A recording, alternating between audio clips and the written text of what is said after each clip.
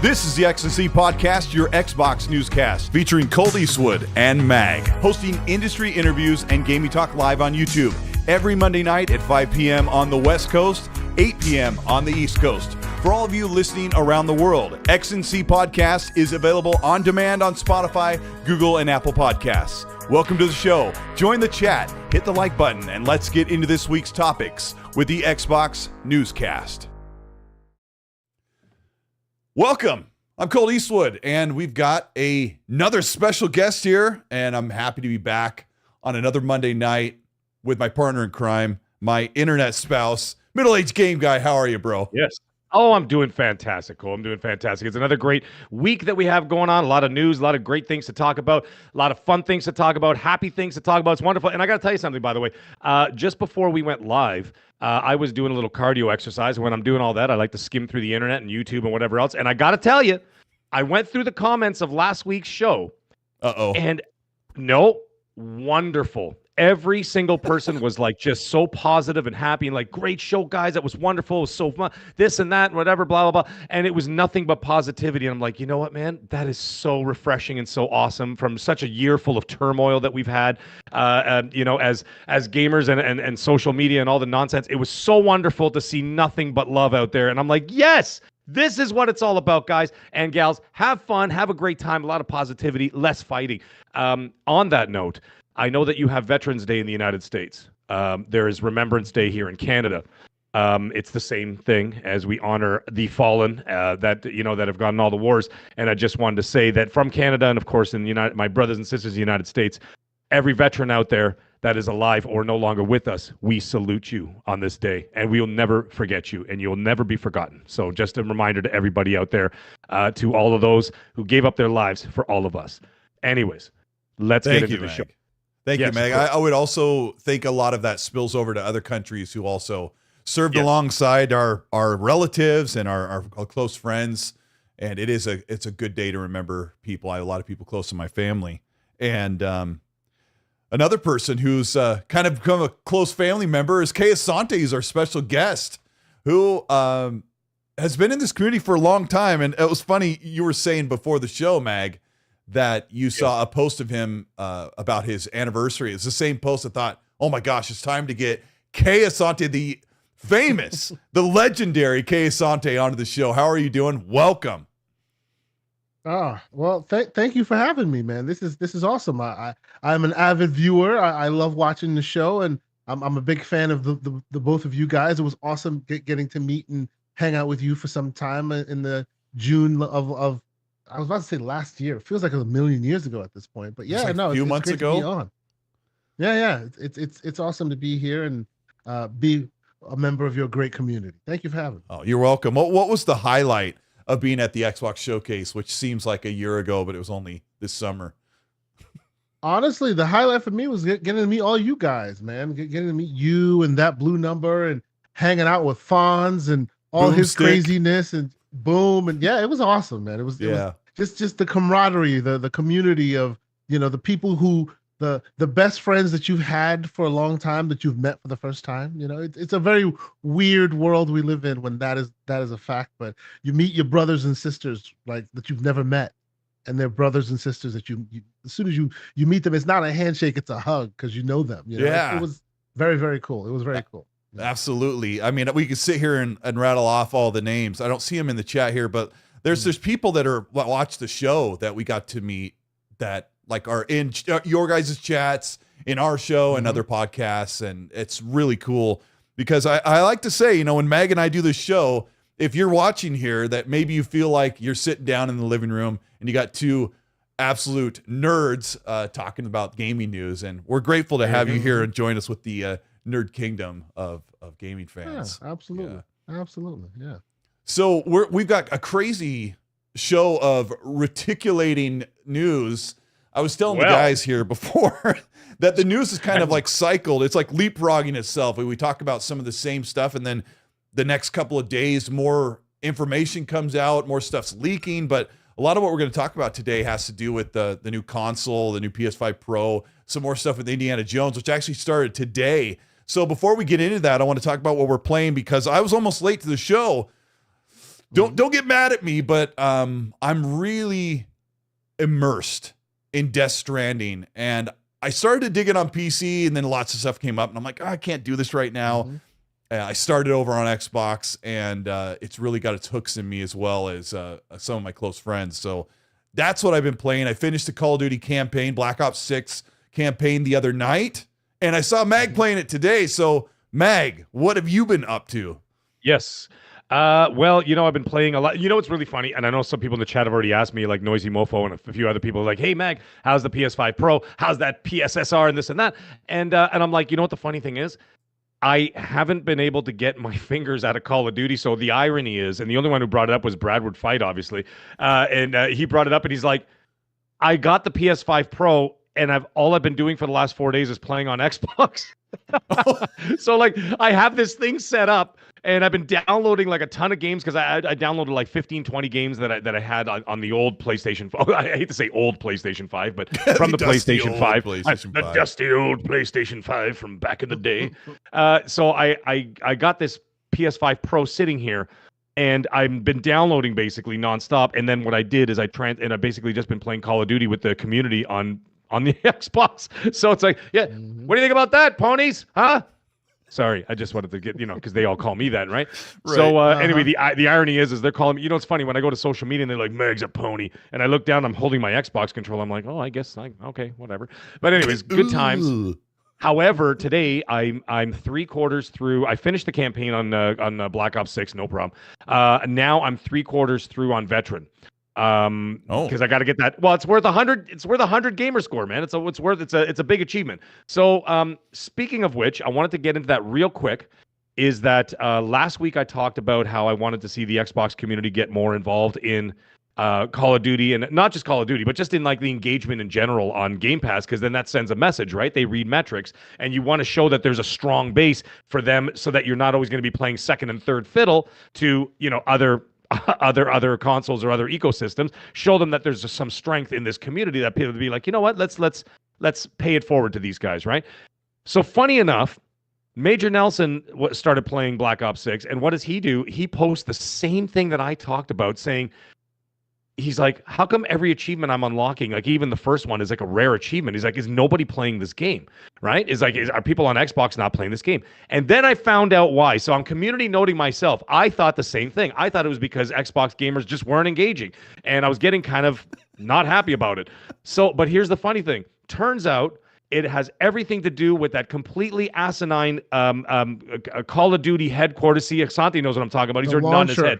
It's the launcher, and what they do, as we all know, they have bundled Modern Warfare 2, Modern Warfare 3, and Black Ops 6 all in the same achievement block. And then they did the same thing on PlayStation, even more egregious, that on PlayStation you can't get a platinum trophy. So they just added it as a DLC, right? So they did it here too. As a result of that, there's like 100. It's almost like the Master Chief Collection. There's like 150 something achievements. And so every time you unlock one, it'll show up as rare, as if no one's playing it. But that, in fact, is not accurate. It's only because that is what they decided to do. By the way, Activision, I know you're listening. And Phil, I know you're going to listen at some point, or someone's going to take this podcast and going to put it in your direction. I'm Phil's looking directly at your face. We don't care. Where Game Pass exists. Can you please just put them separate so I can get 1,000 out of 1,000 and show it off on social media? Do you know how ridiculous it's going to be? I'm like, guys, I got 1,000 out of 1,000 on Black Ops 6, and it's going to show that I only have 60 out of 150 achievements. It's going to look ridiculous. And give the PlayStation gamers their platinums back. Come on, man. They're paying $100 for this game. Anyways, that's what I've been doing. Now, that being said, today I did not do much gaming. At the last 2 hours, I've been working out a lot. Because I've been working out a lot, Colt, I know you've been on this journey, this health journey and everything else, right?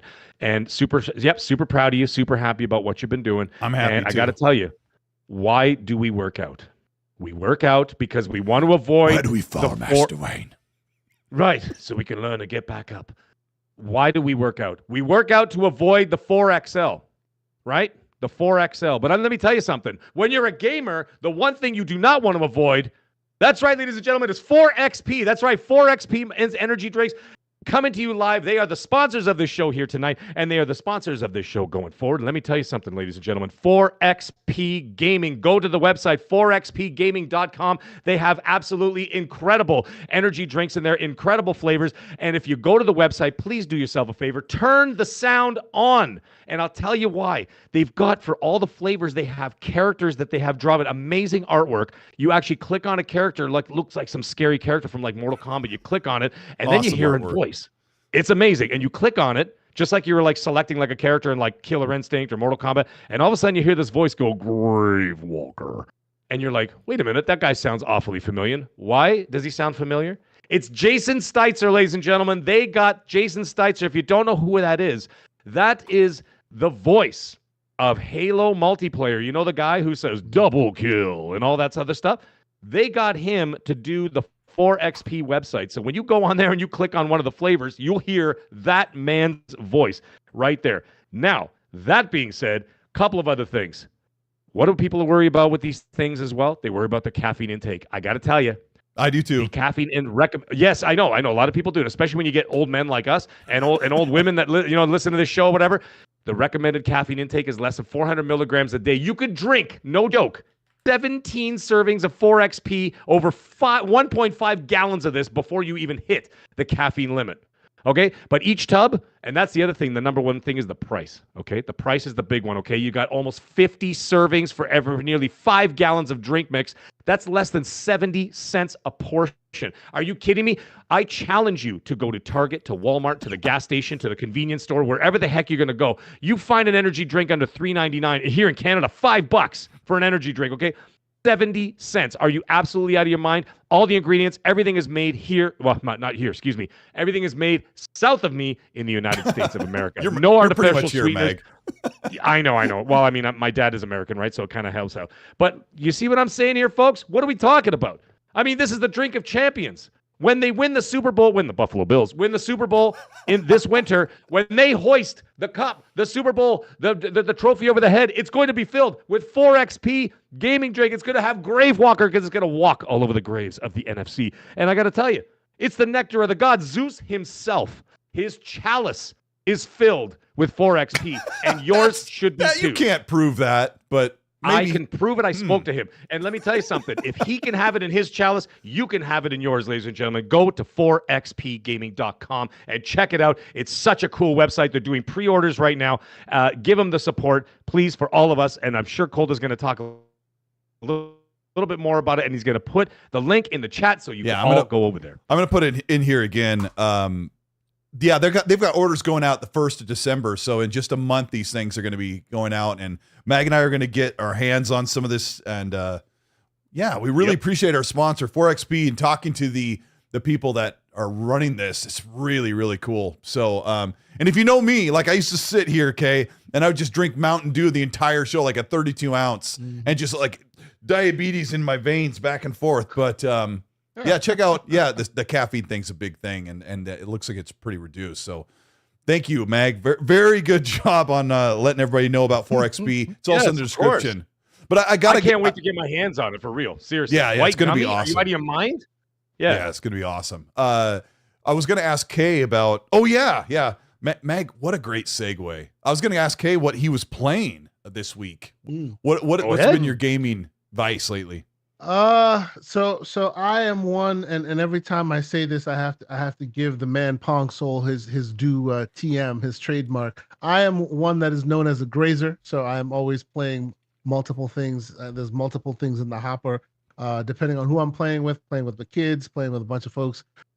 With the kids these days, you guys will be proud of me. The kids have been well indoctrinated. They are now, and my kids 5 and 7, they are now knee deep in Balatro and Vampire Survivors. Oh, dang. Ooh, great. Right? I'm quite proud of myself on this one. Right? They can't stop playing it. So at any moment's notice, if we're out and about, we're doing something or whatever, somebody whips out the phone, because recently both Balatro and Vampire Survivors are now on phones and tablets and things. So at any moment's notice, my daughter's playing Balatro and my son is playing Vampire Survivors. So that's what I've been playing a lot with them on that. Yeah, it's really cool. You know, it's a good way to start the journey, right? Yeah, absolutely. To get them involved and getting them used to controllers, and this is also very good on touchscreens and things, as they are wont to do. I too have been finishing up the Call of Duty Black Ops 6 campaign. Once I say this, you'll never unsee it. Steven Everborn Saga plays amazing as Marshall. He is excellent. The awards are out. I see you in the chat, Mr. Everborn Saga. Don't lie to me and tell me you're not in that game because you are in that game. There you go. So you won't unsee it now. Have you gone to the casino yet? Of course I have. Yes. Okay. So you play the casino. You know, with the scene where Marshall walks in, he's got the jacket, he's got the little chain on, he's got the nice shirt. He goes, yes. And I'm like, I swear to God, I'm like sitting there going, that's Everborn. I'm like, it's basically Everborn. It looks just like him. When he takes a shot, like he's like, going to the movies or something like that. It's him. And then you're in Halo. You guys are both famous. Yep. What the hell's going on? Yep. Yeah, it's unbelievable. We got two celebrities here, folks. Y'all didn't leave me alone with Halo. Yeah, you didn't leave me alone with Halo, but now I won't leave Everborn alone with Black Ops 6 because even my wife, I showed a screenshot, just showed it to her. I didn't say anything. She goes, "Is that Steven?" I'm like, "See, told you." So yes, I've been playing that masterpiece that Everborn is a part of. Been playing the Black Ops 6 campaign. I really like that campaign. I think it's amazing. I think it's one of the better campaigns in a while. It gets a little weird that last. Sorry, Mag. Well, that's no. That's why we're not going to spoil why. Yeah, but no spoilers. Yeah, you know what it reminds me of? It reminds me of some of those trippy things from Black Ops 3. You remember some of that crazy nonsense that was going on? That's why. But the thing is, and this is what I told Colt last week, Asante, is that I really like the idea of changing the pace. And no, it's not a Gregory Isaacs song, okay? Cool down the pace. Let me tell you something. With multiplayer being as crazy and frenetic as it is, and then zombies as frenetic as it is, it's nice to completely, basically turn the page and switch it up to like a modern day James Bond espionage. Like real, like that, real spy stuff, right? A lot of stealth elements, whatever else. And I'm like, this is great. So instead of just having run and gun, and the three different modes, you have a completely switching it up, different wonderful fighting styles, different gameplay styles. I really believe it, and real quick, I really believe that both Microsoft and ABK needed this specifically. It needed to be good. Yes. It needed to be, it needed to be a reintroduction of the franchise. And it does all of that. It's just awesome. It's one of the best campaigns in a long, long, long time. Yeah, the last one that I loved this much was 2019's Modern Warfare, the reboot, which was a very modern, mature campaign. And it's funny. We've always, I think Call of Duty gets kind of get dogged for being, its annual release and being the Michael Bay thing. But if I look back, I would say 10 out or 15 out of the 20 I've really, really enjoyed. Have been really good, right? They've been great. Yeah, it's like it doesn't overstay its welcome. Like by the time you're done with Call of Duty, you wish there maybe was one more chapter. I don't know. And they definitely did need it because, Xbox got ABK. And the very first thing they did was drop Modern Warfare 3. It's the lowest rated game in the entire series. So exactly. We're in a good spot. I think both of the house needed the next one to be a banger, and boy oh boy, they got it. And it's awesome. So I've been enjoying that. And then finally, I've been playing Dragon Age the Veilguard. I think I'm almost 20 hours into it right now. I haven't gotten to any questionable language and questionable themes just yet, in case people want to know. Haven't gotten there yet, but what I have been playing has been pretty cool. I love the combat. Oh well, I haven't gotten to the what do they call them? The after school specials part.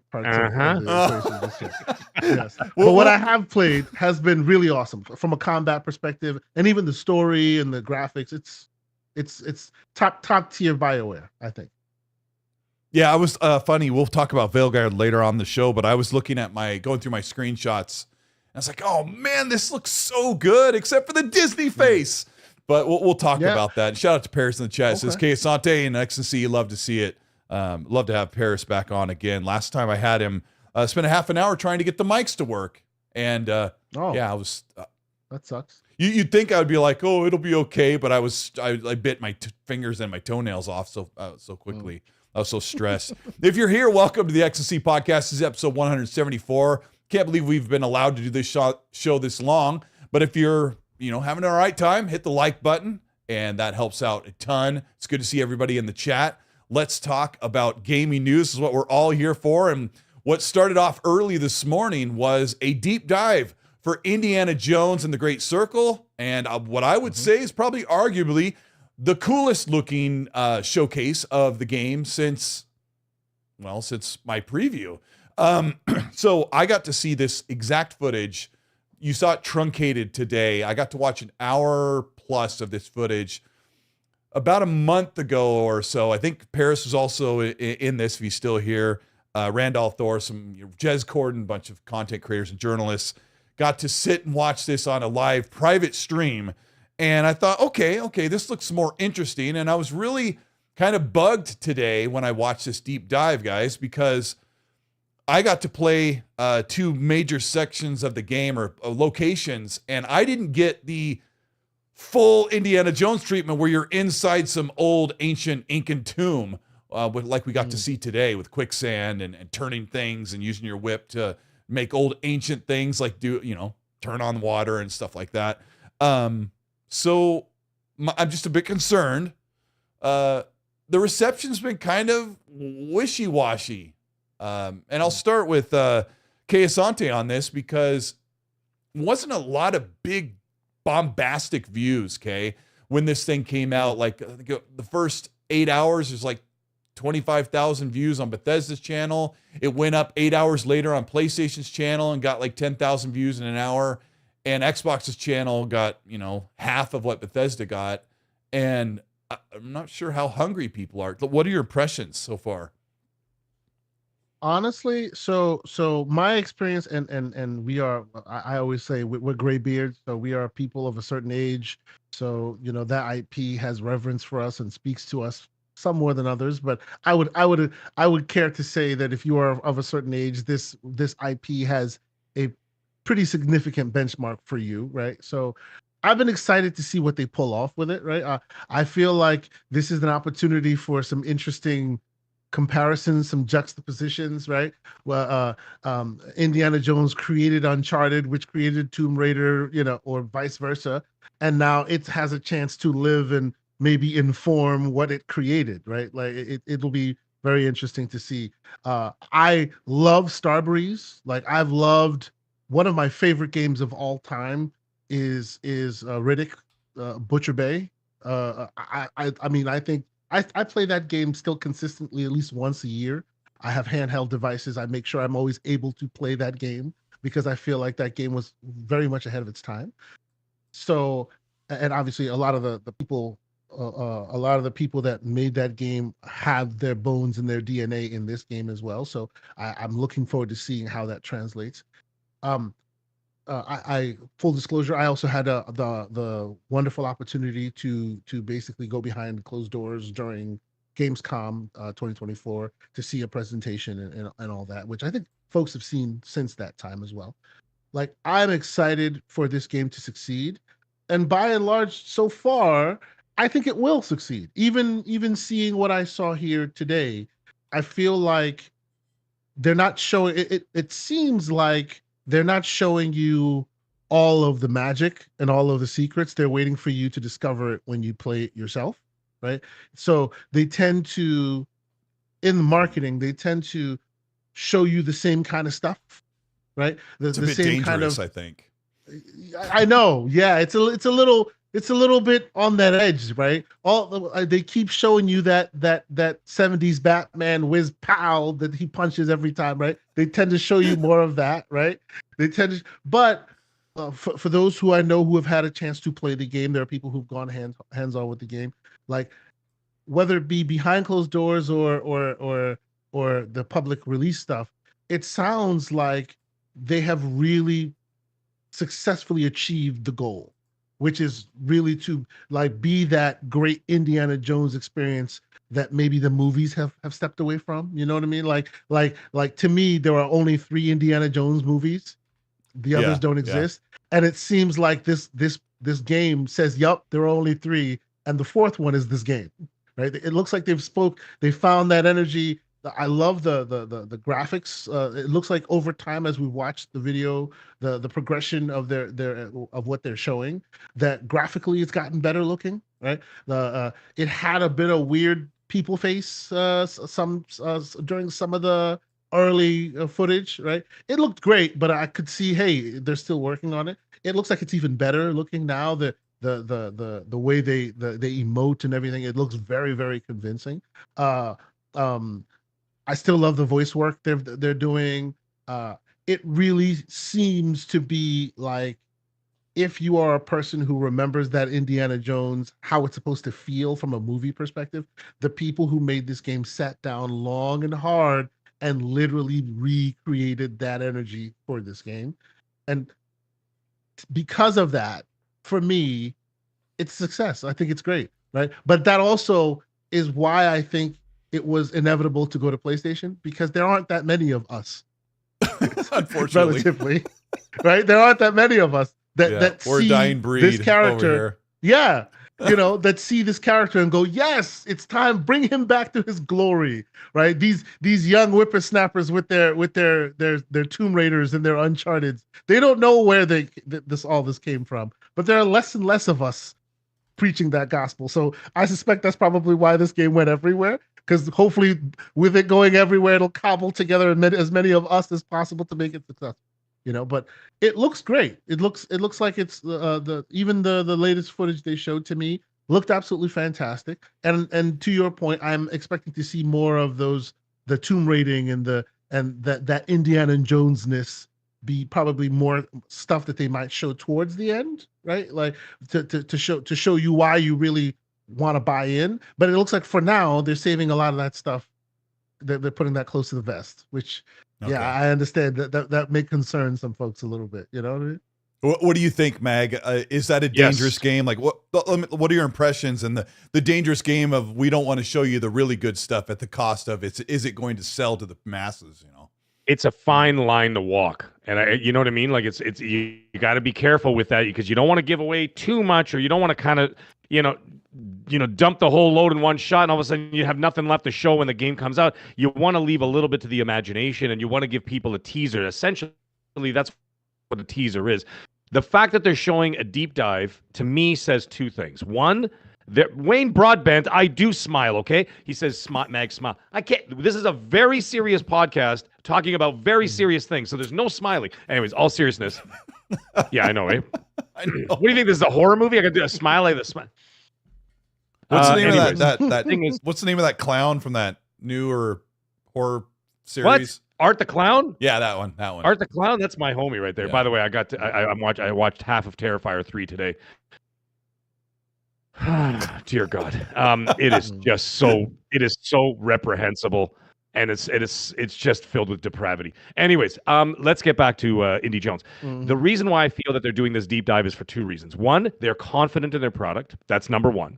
Number two, they're doing it to educate the people out there as to what kind of a game this is going to be, right? And I feel that why they're doing that is because what does everybody do when it comes to Indy Jones, or it comes to Lara Croft, or it comes to Nathan Drake? They're all like, it's basically the same thing, right? And so if you say, I got an Indy Jones game coming, and you don't say a word about it, let's say they had no trailers, they had no talk, they had no deep dive, no anything had like that for a while. First thing you would think of, right? And the first thing everybody would think of is, well, they're just going to do an Uncharted clone because they're going to try and mimic Sony's PS4 success or whatever, right? This is clearly not the case. So now that this is a game that's going to be geared into a different direction, I think that, again, like I said, they're showing this product because they're obviously proud of what they've got, and they're confident in what they got. And I'll get into what I think about it, and then like I said, and again, trying to educate the gamer and saying, oh, this is what I'm doing. Right? So that you'd be like, so you will be able to get the people on board or get it in their head. So what you're doing as well is you're also avoiding, because you're avoiding the comparisons, you're avoiding criticism that will come out day one, where people is like, well, I thought it was going to be this, and it was nothing like that. Right? And when you get that kind of negativity out there because people are not informed, well, now they are informed. So you kind of have, you've nipped that in the bud before it even comes out. Right? So now people know exactly what kind of a game they're going to get. And then from your point of view, from a consumer's point of view, it is entirely your decision whether you want to play it or not, right? And then for the Game Pass owners or subscribers, whatever you want to call it, it's a no-brainer for you because you got it, right? It's coming anyway. So you're like, hey, you know what? I'm going to give this a shot. I look forward to it and whatever else. Or could I get other people who are into that? Now, what I saw, the graphics were top-notch. The production is top-notch. The attention to details are top-notch. I was so pleasantly blown away by what I saw. And I was just like, wow, look at this. And like the attention to detail to Harrison Ford, the actual character himself. Never mind the voice. The voice is even fantastic. It's almost indiscernible. But the attention to detail with his character, with the character creation, everything else, amazing, absolutely incredible. And now you've got. I would presume that you're going to have. Now the thing is, does anybody know? Do you guys know if they actually have the licensed music from the films? Or is it just going to be its own thing? Because I know it was recorded. I think it was the London Symphony Orchestra, and they had. Now, was it an original score, or did they have license for? I think you have both. They said we could use the music they provided, the Indiana Jones Great Circle music. So, right. I think maybe when they bought I don't know anything about this, and Kay, you can help me out. But I think when they bought the paid for the franchise rights, with what came with it was dun dun dun dun. You know, so yeah. See, like I remember. I think it's both. They're gonna create their own score, which but you will also hear the iconic theme. You'll a little bit of whatever. Yeah, they've already shown that. I played that iconic theme many times. Right.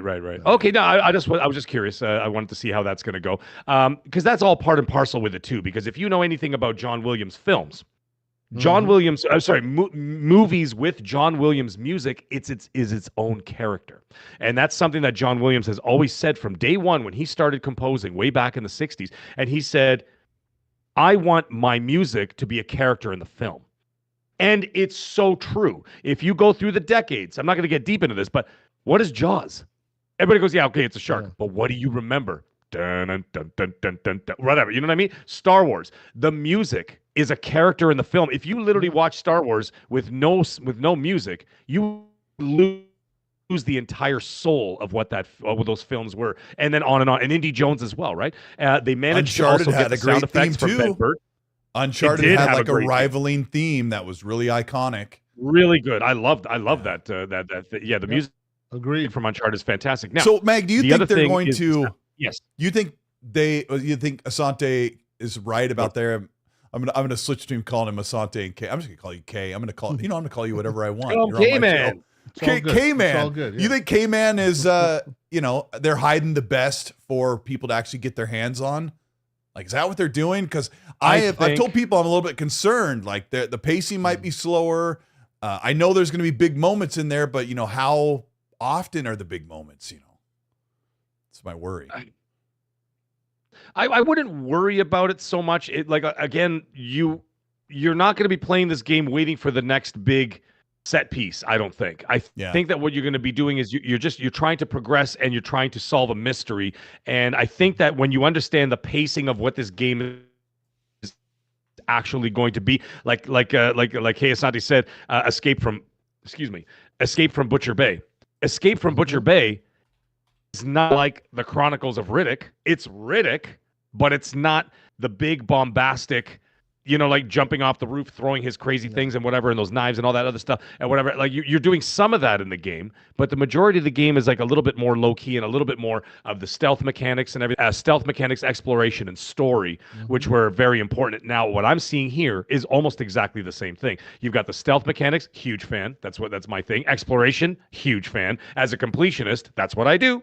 I scour every square inch of a map, right? That's what I do. Every single little tree and bush, I'm lifting up rocks to see what's underneath. Maybe there's a treasure, and whatever, right? So that's kind of my bag anyway. So the exploration, the stealth mechanics that are in the game, the ingenuity, like being able to pick up whatever, a vase or like a fire poker I saw in the thing.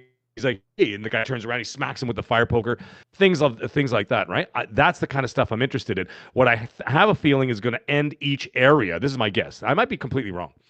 is that just like in Indy Jones movies, as you get into an area, I think eventually when you start to transition to another area, there's going to be a big set piece that will get you to that next, you know what I mean? To that next area or whatever else. Like, for example, you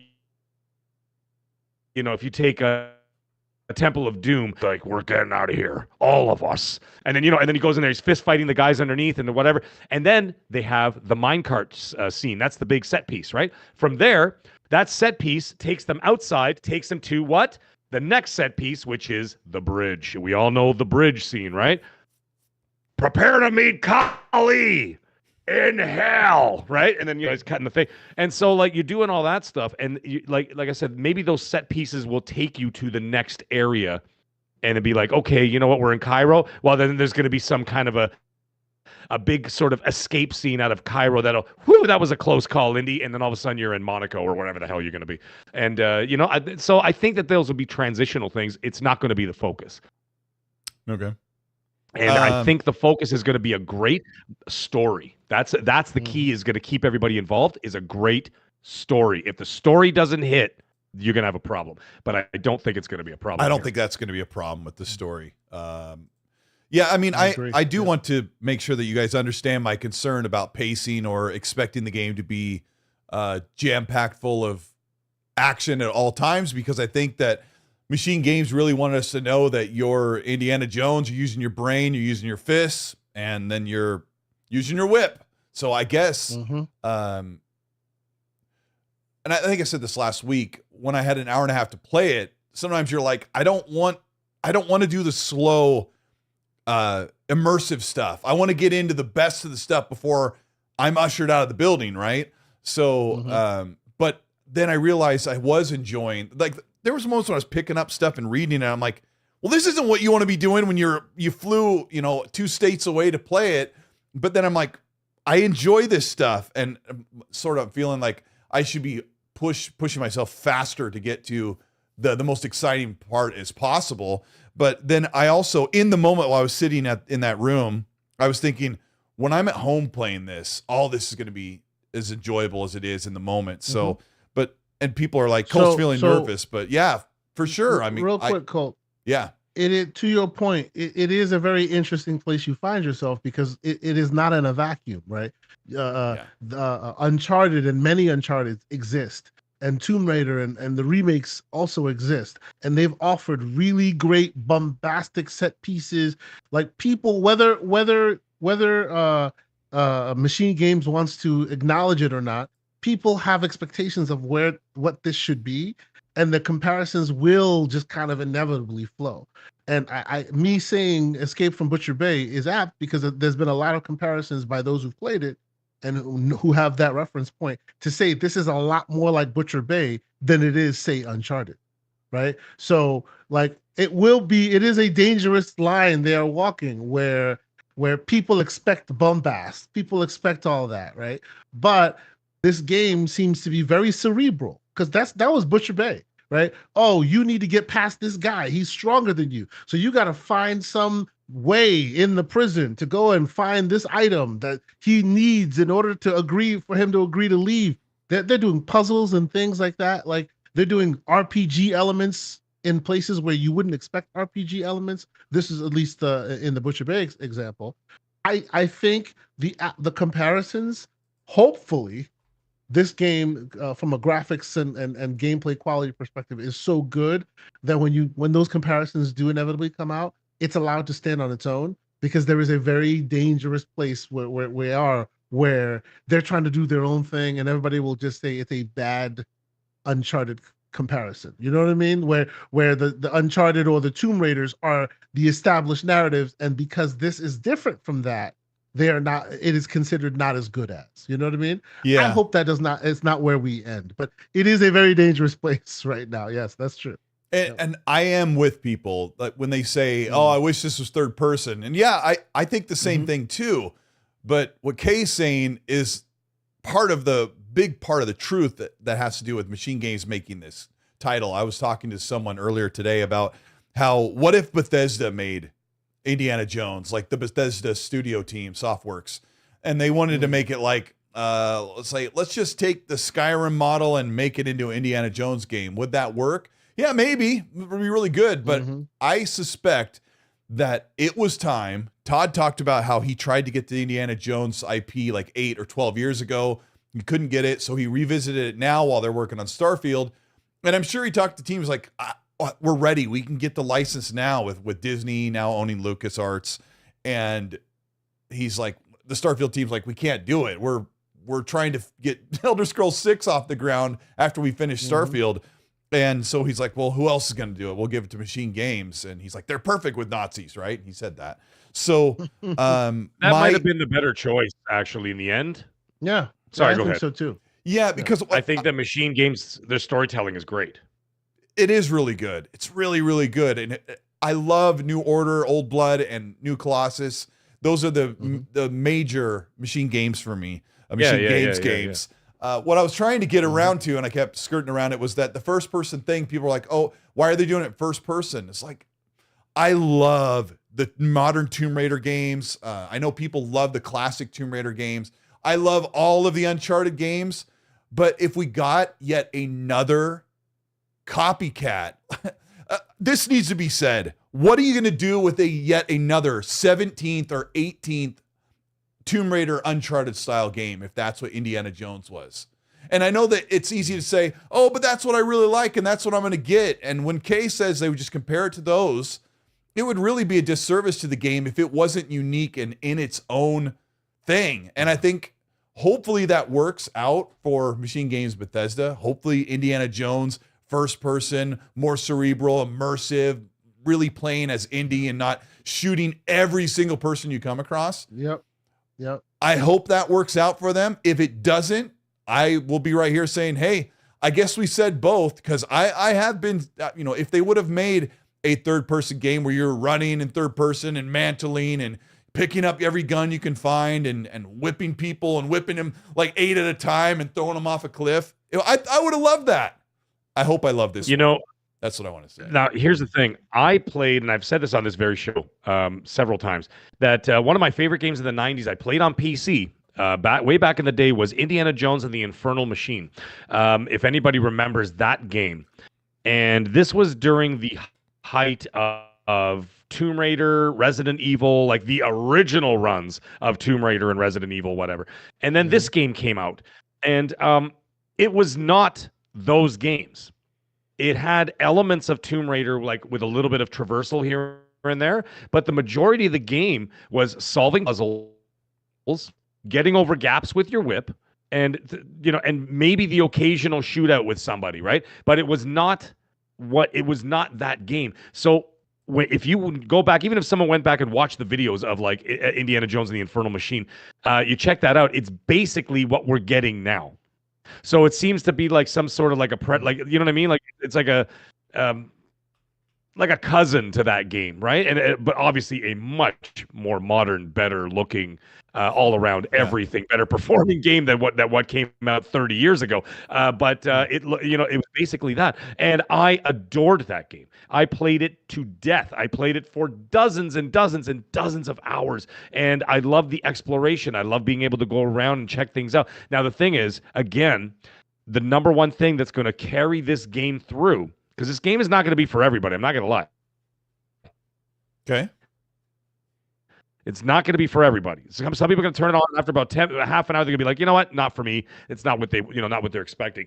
But the story has to be top grade. And if the story is great, it's got a really good mystery to it, and the like the whole like all of it, basically everything, like the aura around it. Okay, the MacGuffin has to be great, and it has to be something that you're like, wow, this is something. It'll be something that'll hook you. Then you'll continue to play the game. That's what it all boils down to. You think of some of the great. I know some people are going to hate that I'm going to say this, but like you look at some of the great games out there. Okay, you got your let's say like a Last of Us or a Splinter Cell or a God of War or whatever, right? And you look at all these different games. What are you doing at the end of the day? It's basically like if you look at The Last of Us. If you actually boil down The Last of Us gameplay, you're not really doing much.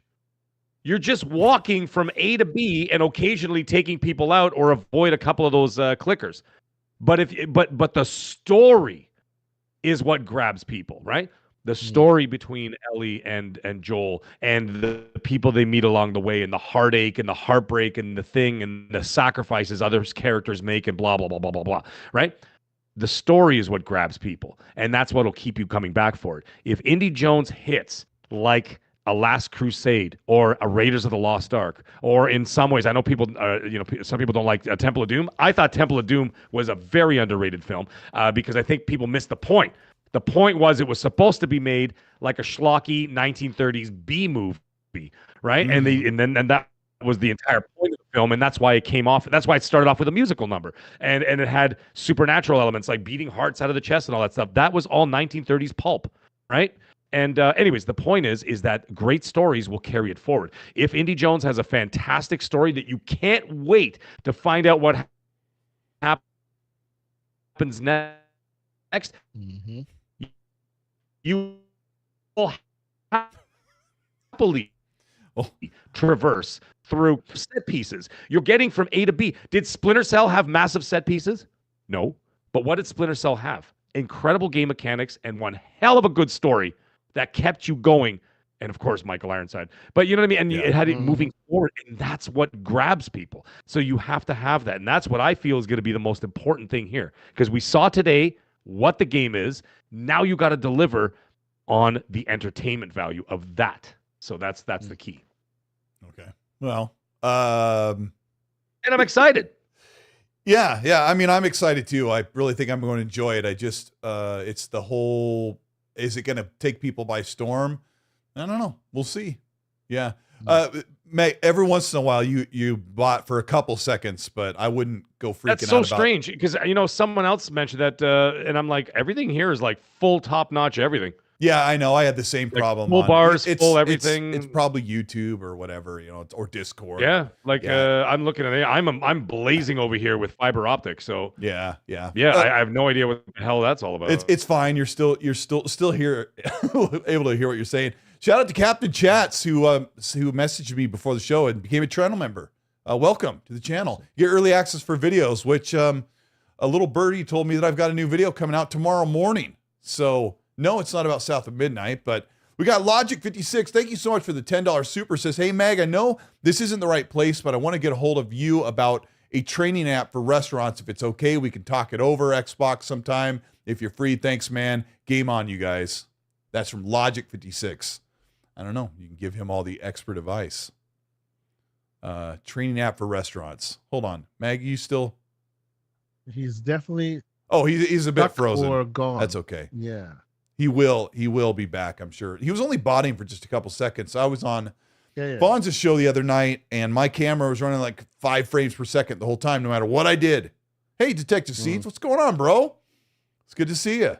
Hold on, there's one more thing. Oh, Udani Casada says, why is Mag's head not baby size? Fark you, who's in the chat, made a AI version of Mag and I as Death Stranding. Let me talk about that with you real quick, because let me get this for a timestamp. This is a good one. Am I here? Yeah, you're here now. Yeah, you're here now. You were gone for just weird. You were locked for just not even a minute. You guys froze, and then Discord crashed. Oh yeah. You stopped talking, and then Kay stopped talking, and then I was still live, but then for some reason on YouTube I was frozen, and then Discord shut down, and then came back on again. I'm like, what the hell is going on? Yeah. And I'm looking at the internet, staring at the whole time. I'm like, no man, I'm blazing. So, yeah, we do our best to provide you guys with like a steady, really easy to watch show.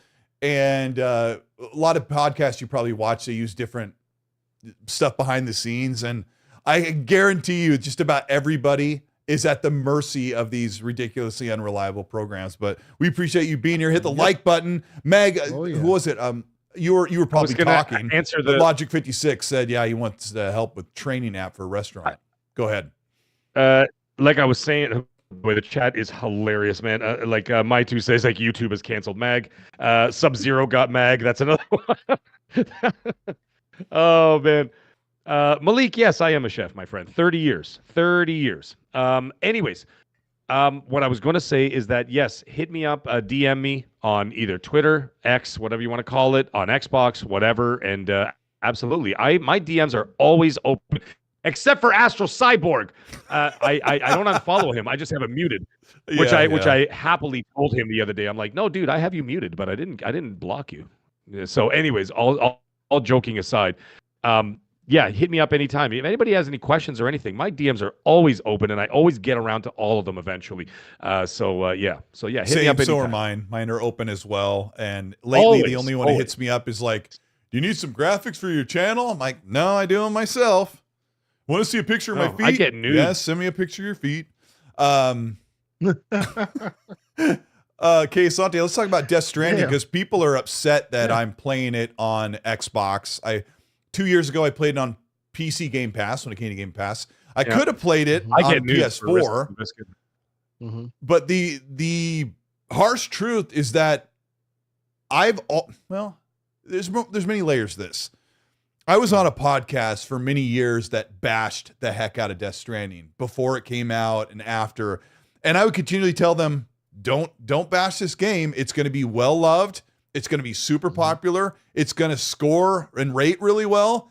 And if it's not your bag, don't say anything. Just leave it alone because Kojima is a genius. And I may not like his genius most of the time. And I've said many times, I don't love Metal Gear Solid 4. I tried it once the guy had diarrhea in the barrel. I'm like, I can't play this kind of stuff. I like his older stuff. But anyway, fast forwarding to trying it on PC Game Pass, because then I'm like, okay, let me try it. Because I told people, let people enjoy what they want. And people are trying to call me out on this tweet I put out in 2022 saying people didn't like Crackdown because of blah, blah, blah. People and Death Stranding is just a walking simulator where you deliver packages. It's got no gameplay at all. And I said, let people enjoy what they like. Stop gatekeeping what people want to play. And people tried to weaponize that this week because I am enjoying Death Stranding, saying, you said it was boring. I'm like, you can't be that one-dimensional. You didn't understand that. I'm saying this is how people look at games. They boil it down to a simple thing. All you do is walk. All you do is collect orbs. And stop playing that. You can't enjoy that. That's not a good thing. Welcome, Emperor Hound 393 to Early Access, the channel membership. Appreciate you. Welcome, bro. I'm trying to make that point. So something happened. Like, I kind of like the game on PC, and then I played it on Xbox, and holy smokes, this is going to blow your guys' mind. Chat, are you ready? Imagine someone enjoying a game on their preferred platform. Imagine that when it's available where I play most of my games with my favorite controllers, with the best DVR, with the highest quality recordings, all of my friends at my fingertips on Xbox Live. Imagine the audacity that I am liking Death Stranding even more playing it on Xbox. And a light switch went off, Mr. K. Asante, where I replayed the first 3 chapters again on Xbox, understood a lot more on the second time around, and now I get the vibe. I'm playing it, and I'm really enjoying it, even though Kojima is weird as fudge. What are your thoughts? So my and shout out to Slow Mo Backslap, who also says this all the time. My adage is, you never go full Kojima. You always have to rein him in. Otherwise, you never go full Kojima. You just don't do that. That's a bad idea. But needless to say, I've had criticism of his way in games for some time. Right? I can respect his genius. I can definitely understand that he has a level of genius that people gravitate towards. But I can also understand that a lot of his games aren't my kind of game. But I say all that to say, I have played Death Stranding, tried to play it on PS4, didn't really connect with me. Okay. Tried to play it on Steam, on Game Pass for PC when it came out like a year ago or whatever. Again, it was all right, didn't connect with me. Epic Game Store gave me a free copy of the game. I was like, oh, okay, I'll give it another shot. I got to tell you, at some point, it clicked with me. I understood what the game was trying to do. I'm at a point now where I'm just like, it is hilarious to me because people use the word walking simulator as a pejorative. This is literally a walking simulator. It simulates you walking and the terrain and how it affects your walking and your weight distribution, and it's just weird. It sounds so bad, but let me interject that Yeah. When you look ahead and you're like, it's so simple. Like I got to curve to the right, and then I got to kind of take a left. Like, even though that's like a 3-second thought, it is so satisfying. Yeah. Go ahead. Man, as a guy who likes to watch or listen to podcasts while I game, right? I love doing both, but I also love immersive games, the stories and all that, right? And you can't do both when this is the perfect podcast game. Like this and No Man's Sky, perfect podcast game, because you have a lot of dead air where you're just doing what you're doing. And then you got the podcast in the background, and it's not affecting or negatively affecting your gameplay. Like, it took me a while to get to it, but you eventually connect with it and you grok what they're trying to do, and it became meditative. And I think I'm like 17 hours into that game. I never finished it. It being on Xbox now is notable, and I will most likely go continue my save. But I will say, a lot of people, yes, as I've heard, have a lot of smoke for the game, and it's a walking simulator, and they say it in that kind of way. I get why it is seen the way it is seen, right? But I will say, and let me be clear, I have made fun of people calling it, what is it? Strand games. Oh, it's a new genre. I'm like, shut up. Such a weird thing he said. Two games, right? Two games of genre does not make. It's a sequel. Keep it moving. Oh, the Strand genre. I'm like, get out of here with that ridiculous. The whole Strand genre, all of them. Oh, it's a genre, you know. But I'll be honest with you. I love this game. I think the game is really interesting and unique in its thought process. The gameplay elements of it don't at first they don't put themselves on Front Street for you, and you don't necessarily understand why you will like it. But if you're the type of person that kind of gets into the groove of a game and gets like in the zone with a game, this is a perfect game for that. And I've come to really respect it and appreciate it for that. You know, and it's tense as fudge. And it's tense. Yes, absolutely. And that's before you start throwing your poop around, which is also in this game. Like, that is before that, right?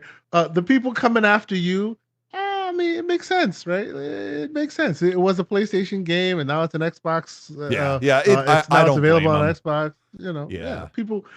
I'm one. I've written op-ed in the Xbox era. People have heard me say, I'm one that says we are in a world where we are a dying breed, right?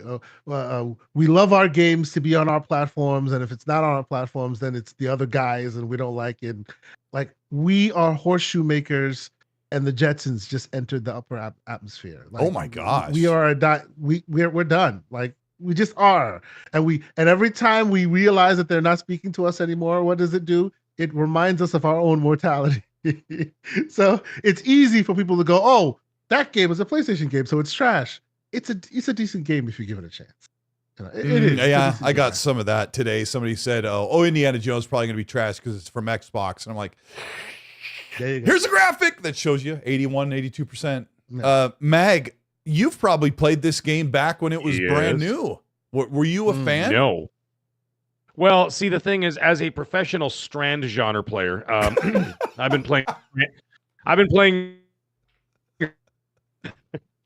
playing Strand games for since the early 80s.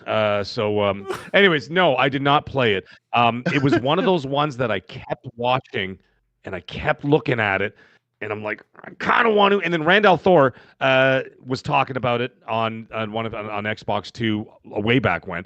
Was he awake? He was talking about how much he enjoyed it. Well, he was in between snoring. Yes, he was speaking. Wow. Like, he was kind of mumbling. Like, you know when someone's asleep and they're going, no more turkey soup. No more turkey soup. Yeah.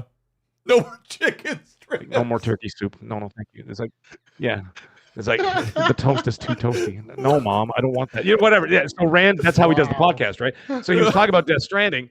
And anyways, what he said, you got to stick with it. It's very unique and it's very different. He said, but after, like, I think at that point he was like 40 hours into the game, and he's like, I really, really enjoy this experience. So I'm like, okay, you know what? I'll put that on a wish list kind of thing, and I'll get to it eventually when I get to it. And fast forward several years, and I never got to it. I mean, it's a hard sell when you look at it, right? Like, there's things about Indiana Jones and right. Yeah. Sorry, go ahead. No, they're saying, I'm not an impatient gamer. Yeah. Yeah. There's things about Indiana not an Jones in impatient this that gamer. look I'm the weird. Yeah. kind of person I'm not going to talk Like- over you. I'm not going to talk you. over you. Hold on. We're sorry, we're having some technical difficulties with Mag's connection through Discord. Hang on. And it keeps getting him stuck in very choice positions. It's Yeah. fantastic. It's great. and the problem is he won't know. I tried updating the video codec on your PC. Yikes. Helios, where do you do that? Update the video codec. I would not mess with a codec because I use codecs for all of my stuff, for my Xbox clips and stuff. Okay, Meg's buffering. Hang on, I'll talk over him until he comes back. I was just going to say that it's a hard sell when you look at Death Stranding or somebody shows you clips or you watch a review. It's a hard sell. Like, do I want to buy that game or do I want to spend the time? Do I want to spend 20 hours seeing if the gameplay loop is going to work for me? But I think there's an immersive experience there that if you can make it through, and you shouldn't fault someone for saying, "Hey, I finally played this game after 20 hours. I understand it," because no game usually makes you wait that long to understand its greatness. I don't know. I agree with you. I do. I would actually say, like, for somebody like me who tends to have multiple games in succession, I take games like I feel like this today, or I feel like that. Depending on the mood I'm in, that's the game I play. That's why a game like this works for me, because hey, I feel like listening to a bunch of podcasts. I will put on Death Stranding and put the podcast on the second screen or something like that, right?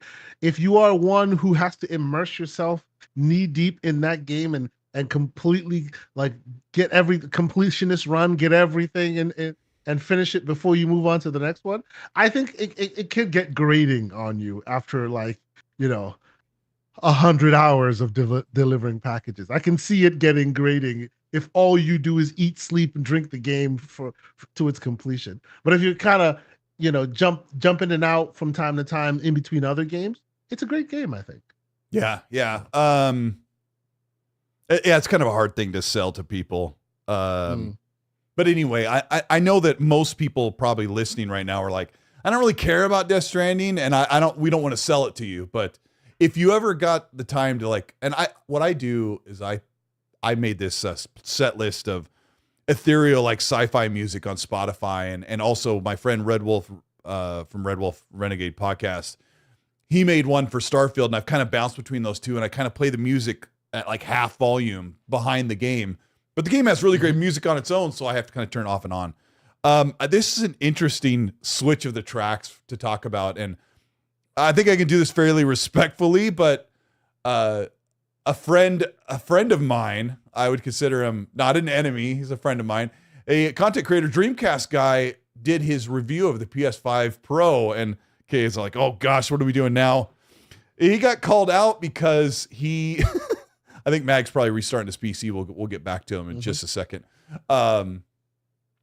He was saying that he wasn't sure if he wanted to buy the PS5 Pro because of what it offered. He didn't know if it was worth the $700. And then in his video, he mentioned that he sold his girlfriend his PS5 with an extra controller and a handful of games for $500.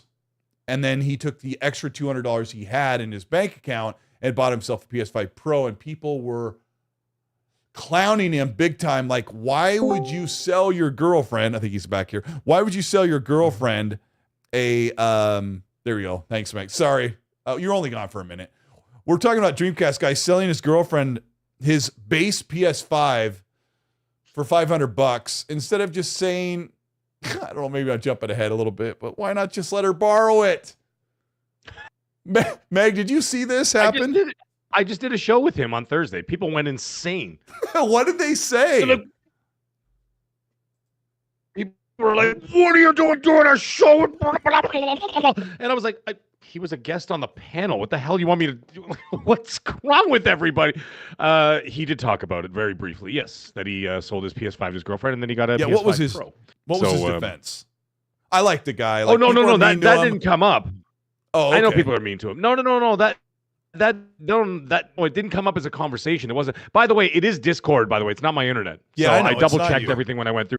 I just went through it the other day, crap in man. the bed. Yeah. Oh, it's driving me insane, especially when people are sending super chats and stuff like that with my name in it, and I'm like, oh, But anyways, it wasn't a topic of conversation. It was just something that he mentioned. That was all there was to it. Okay. But yeah, he's always been very nice to me. Although he said I was insane because of what I did. He goes, you're insane. What I did is I created my own launch lineup for the PS5 Pro. Did I tell you about that? Like, no. I basically fabricated my own launch lineup. So because nothing actually launched with the PS5 Pro, what I did is like, I'm going to create my own launch lineup. So you know what I did? I did not touch Silent Hill or Stellar Blade or Final Fantasy Rebirth.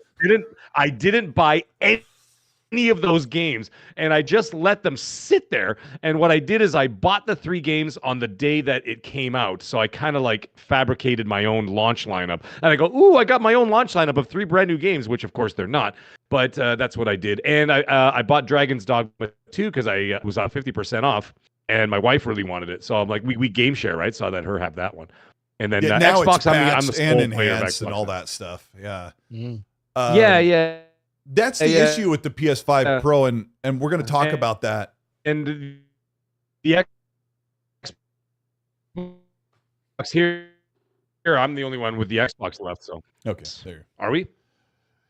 Yeah. What about it? Yeah. Sorry, you bought it there good. for a couple You're good. seconds. God damn it! Don't worry about it. Like I spent all of Fonz's show trying to fix the flex capacitor and all that stuff. So really, you had the same issue? No, my camera was just running at really low frame rate. It was really choppy for absolutely no reason. I was at full speed on my internet, and you never know. It could be Hiroki Totoki. We never know. Yudana Kazana, thank you for the $2 super chat. Says this is your mag without 4XP, by the way. Yeah, once he gets 4XP, he'll be smooth as silk. Boner Jams, thank you so much for the $5 super. Says at mag, the ointment you gave me for that rash we discussed in my downstairs Bonanza expired 6 months ago. Just wanted you to know. Love you guys. So appreciate you as always. I'll be sending you some in the mail. Just give me the PO box and I'll take care of it. All right. Can we not talk about that stuff out loud? Thanks, dude. Yeah. Being the point about Dreamcast Guy is that I was like, maybe he's only had this girlfriend for maybe a month, and he's like, he doesn't want to just give her hundreds of dollars worth of gear, which I guess. But like, if I was dating someone, I wouldn't even know how to date, honestly. But if I was dating someone, I would just say, hey, I have a PS5 you can use, and we could play together, And then, when you're done with it, you just bring it back, like that. But instead he sold it to her. I mean, maybe she offered, but it just came off as kind of weird. And if anybody wants some relationship advice, I've been married for 25 years. You've been married, what, 12 or 13? Okay. 12 years yesterday. 12? Yeah. And Mag, you're about there as well, I think. Oh, he's stuck again. Oh, man. This is the only way we can keep Mag quiet is to throttle his internet. Red Wolf Renegade says, I love you. Here's my old stuff. Wow. Here's my base model PS5 at retail price. Love you. But I heard she was in Canada, and it was the Canadian exchange rate, and it had to go through an embassy, and there's a whole thing. It was a whole thing. So, hold on. Oh, he's back. He's back. I'm not touching anything, eh? It keeps dropping and coming back and dropping and coming back and dropping. Like, so Discord keeps opening, closing, and I'm not touching the mouse. I'm not touching the keyboard, nothing. It's just going on, off. And I'm sitting there going, what in the Christ is happening? Sorry, I'm getting really upset. Like, for the rest of the week, else, I suspect you after this is all said and done, uninstall and reinstall your Discord. Hopefully it'll update I'm itself. going to actually, that's probably the more prudent option, because my option was I'm going to go throw everything outside the front door and smash it, and then very angrily go to PC World and buy a new one. It's not your PC. I was like, what's wrong with my camera? It's like it's no. But I have to irrationally act out and do something ridiculous, like break something. So I'm not gonna. I'm gonna do the prudent thing, and I'm gonna uninstall it and reinstall it. Yeah, no one cares. Like, they're fine with it. I think, but I get frustrated shout out when to stuff. The chat, though. Yeah, shout out to chat. When things They're aren't going your hilarious. way, technically, people like talk about that more than they do the topics. But right now, we're talking about the topics. I wish that Phase 23 Brooklyn, New York was here while we were getting into the PS5 Pro stuff. Meg really highlighted some of the issues with the PS5 Pro launch, was that it launched away from any major new games from PlayStation. But their first-party stuff looks fantastic. And one guy was mad that I clipped all the negative things that Digital Foundry had to say, but I also said all the positive stuff. It's just kind of how it is. Scalpers right now, who bought up loads of PS5 Pros, are now selling them for under retail price at $700 in the US just to get rid of them because there is too much supply and not enough demand. But PlayStation themselves say that the PS5 Pro is selling really well and above their expectations. So, I don't know. Kay Sante, did you buy one of these masterpieces of the console? So for my use case, and it's odd. I was actually just talking about this. I am the target audience. Myself, I'm talking to my buddy John Wolf. I say we need to start a new initiative called Pay Pigs Anonymous. You know, you say, hey, I'm Kay Asante, I'm a pay pig, and all the others will respond, oink, oink, oink, oink. It's been a week since I've opened my wallet, you know, and everybody just puts their arms around you, you know. This is I own every console. I don't need to own every console because I play on PC as well. But okay. I'm a gamer. I collect game consoles. I collect controllers, all of this. So I was one who moved from PS4 to PS4 Pro, right? I moved from Xbox One to Xbox One X. I still have those devices. So by and large, I should be the target audience for this one. But unlike previous variants of it, they have increased the price point to a point where it needs to justify its existence for me, right? And this is specifically a me situation because I play on I have a pretty decent PC. I will not regale y'all with the specs. It's just pretty decent. And I also have handheld devices, and I play in between them in addition to consoles as well. So much like games where I play depending on my mood, I also play on different hardware depending on my use case. And there's a reason why I'll play on the PC. There's a reason why I'll play on the handheld. There's a reason why I'll play on the console.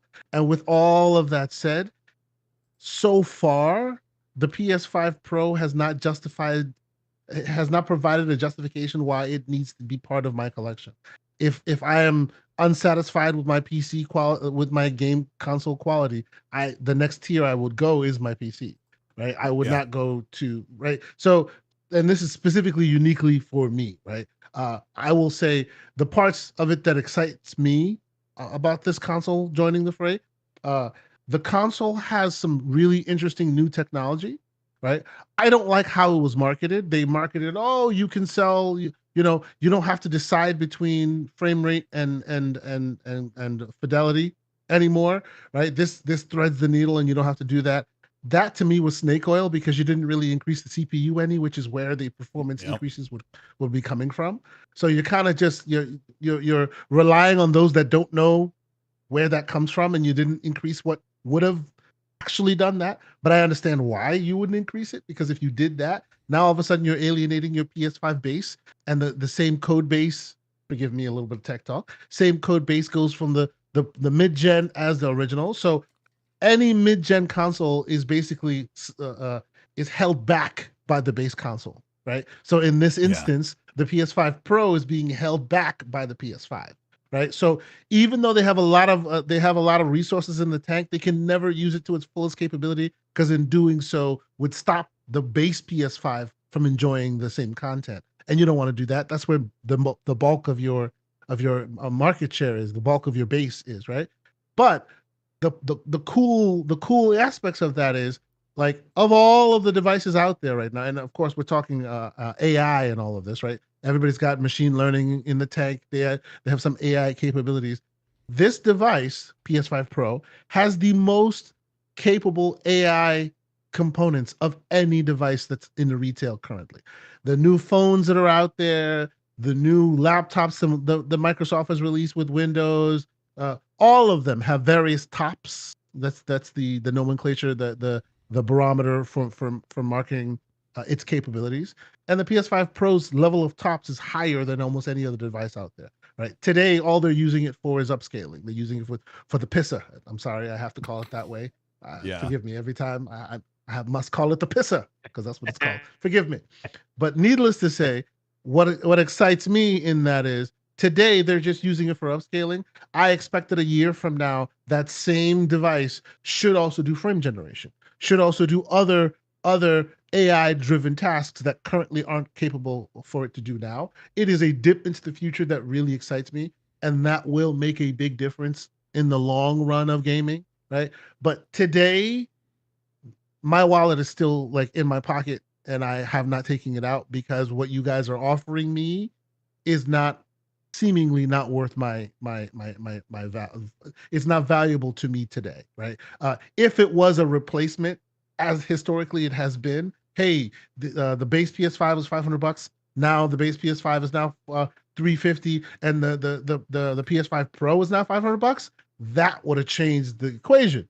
Right, that's what happened in the PS4 Pro gen. That's what happened then. But obviously, for reasons of what's going on the ground right now, you can't. That's not what you're going to get. So I need to see them put more in the resource tank for with the AI-driven upscalers. And I need to see them turn on the frame generation. I need to see them show me more of what it can do, and then you'll get my money. Right? To me, this is exactly the same play as Microsoft did. Which is like I call it the Netflix play. You watch Netflix wherever you can find it, right? You will watch your Matrix on Netflix, and it will look grainy on your phone or whatever. And if I insist on watching the Matrix, I will whip out my Blu-ray and I'll have a different experience.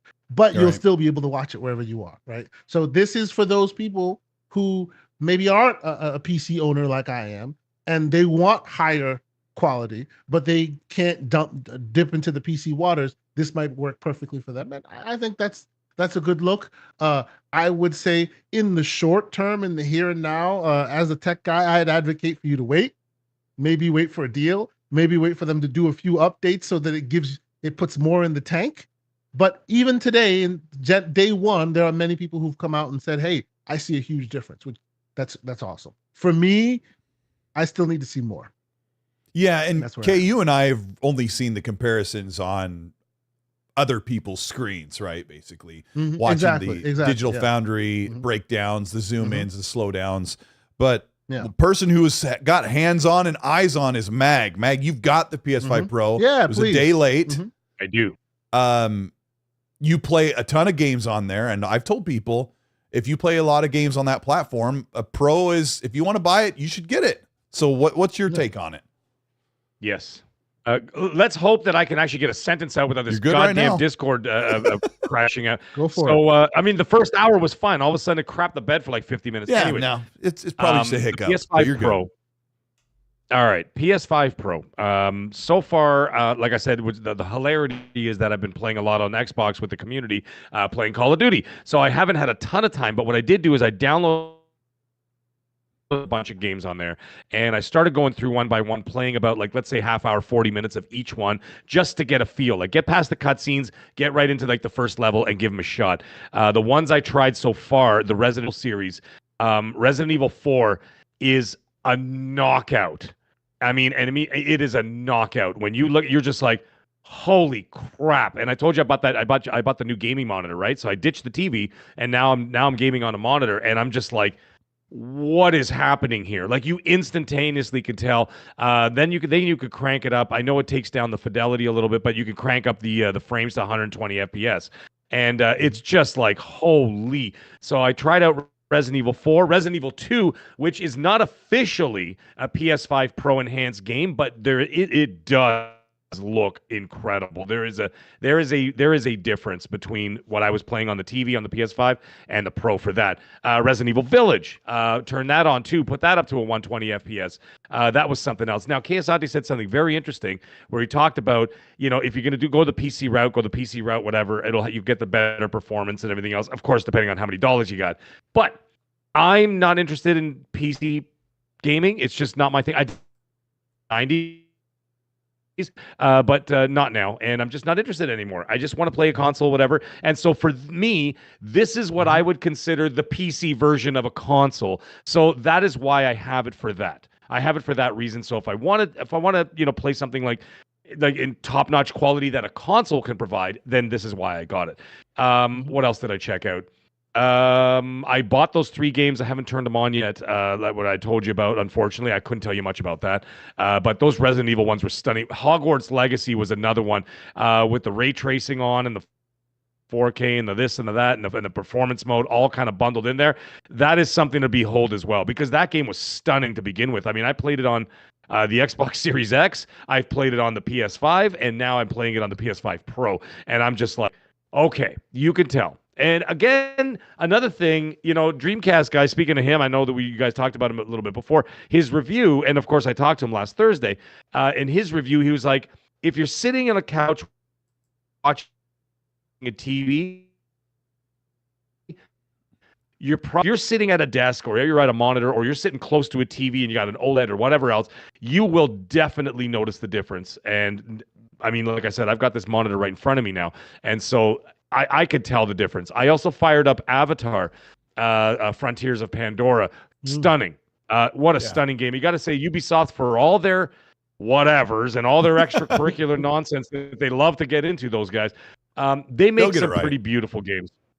Yeah. They make beautiful games. And the thing is now, so that's what I've checked out so far. What I'm going to check out next week, I'm out of town this week, but next week I'm going to be checking out Stellar Blade, Silent Hill 2, Dragon's Dogma. Those are going to be the 3 big ones. And then eventually I'm going to hope and pray for a Black Friday sale for Final Fantasy VII Rebirth. I think they might do it.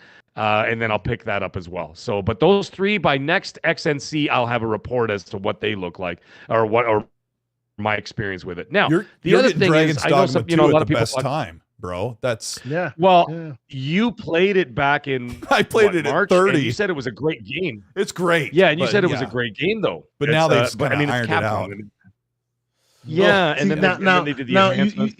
You should understand though, specifically with Dragon's Dogma 2, them ironing out, they killed a lot of NPCs in that game in order to make it run smoother. They took them out of the literally city. Removed. Yes, they removed a bunch of NPCs. Yes, that was the only way. They even recommended you kill them before they actually implemented the patch. I got to make an editorial on that because I noticed this in games and it drives me crazy. Games will have this moment where everyone gathers at the town square. I can't remember what game I was playing recently. They did it in the Starfield DLC where like everyone gather around. We're going to talk about. And there's like 8 people standing there, and then there's like 8 boys going, yeah, and it's like they always do this, like but Dragon's Dogma though, they went too hard in the wrong direction. Well, the right direction, I would say, where each NPC was full of dialogue and doing their own thing, and like I have a 4090, I have a pretty like 64 gigs. I have a monster rig. Oh, it was tough in the there city. Too? You're on your knees, man. In the city, you are buckling. But why? Because like everyone's talking and doing their thing, and they don't care that you're there. Right. And out of nowhere, like a freaking Cyclops shows up and starts breaking the town apart and all of that. Like, you know what I mean? And during that time, they were like, "Hey, what's going on with all the frame rate?" And freaking the developer said, we recommend you kill all non-essential NPCs in order to salvage the game. So that's it looks gangster. like That's how you get the town. You know what I'm saying? But no, like I love that stuff because that is to me, Dragon's Dogma 2 is true next gen gaming, where they're all there. It may not look like from a fidelity perspective, oh my God, it's beautiful or whatever, but everyone is talking. Everyone has their lives. You see the NPC talking to his kid. They're going to work. They're coming home. They're playing with their kids. You can literally just follow them as they live their lives. And each of that accounts for some graphic some resource overhead you have to account for. CPU complexity. You can't fake it. You can't scale it. The system has to be powerful enough to continue to do that. And that is awesome, right? I want more of those kind of games. And then our hardware will raise to the occasion to be able to actually play that one day. Yeah. I don't know. Oh, and we lost Mag one more time. No, he's here. Sorry, sir. Oh, he's there. He's there. You look a little stuck though. Here's a controversial thing. Let me grab this super from. Fuck me.